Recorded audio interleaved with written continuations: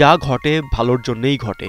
অনেক সময় না পাওয়া আক্ষেপে আমাদের মন ভীষণ্ণ হলেও একসময় অনুভব হয় হয়তো ভবিষ্যতে আরও ভালো কিছু অপেক্ষা করছে। একটা সময় আক্ষেপ তখন পূর্ণতায় বিলীন হয়ে যায়। এভাবেই এক সাক্ষাৎকারে Croatian centre midfielder Luka Modric তার জীবনের টার্নিং পয়েন্টের কথা জানান। স্লাভেন ভিলিচের সাথে ইন্টারভিউতে রিয়াল মাদ্রিদে যোগ দেওয়া, ক্যারিয়ার অ্যাচিভমেন্ট এবং ক্লাব ছাড়ার কঠিন সিদ্ধান্ত নিয়ে কথা বলেন।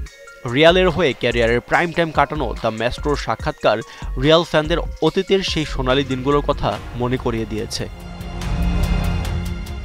রিয়ালে যোগ দেওয়ার আগে তার ফার্স্ট চয়েস ছিল ইপিএল জায়ান্ট চেলসি। 2011 সালে চেলসি থেকে অফার এলেও টটেনহ্যামের চেয়ারম্যান ড্যানিয়েল লেভি সেই প্রস্তাব ফিরিয়ে দেন। লেভির কথা ছিল, রিয়াল মাদ্রিদ ছাড়া তোমাকে অন্য কোথাও যেতে দেব না। 2012 সালে রিয়াল মাদ্রিদ আগ্রহ দেখালে লেভির কথা আর কাজের মধ্যে মিল খুঁজে পাচ্ছিলেন না মদ্রিচ।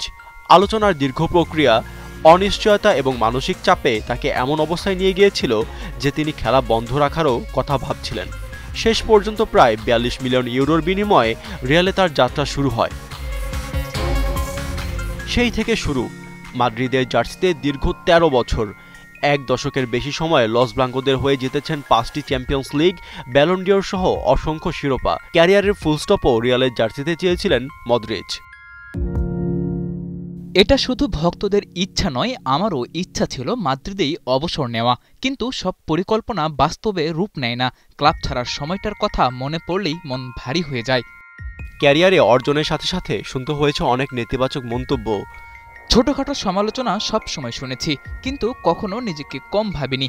আমার কাছে বুদ্ধিমত্তা, টেকনিক ও মানসিকতা এগুলোই ফুটবলের আসল শক্তি, শুধু শারীরিক ক্ষমতা নয়। 2014 সালের চ্যাম্পিয়ন্স লিগে তার দেয়া ক্রস থেকে রামোসের গোল, রিয়ালের হয়ে ইউসিএল, ব্যালন ডিওর আর হাজারো মন ছুঁয়ে যাওয়া মুহূর্ত। রিয়াল মাদ্রিদের হয়ে 597 ম্যাচে তার গোল 43টি, অ্যাসিস্ট 95টি। বর্তমানে ইতালিয়ান জায়ান্ট এসি মিলানের হয়েও নিজের আধিপত্য দেখিয়ে চলেছেন 40 বছর বয়সী মদ্রিচ।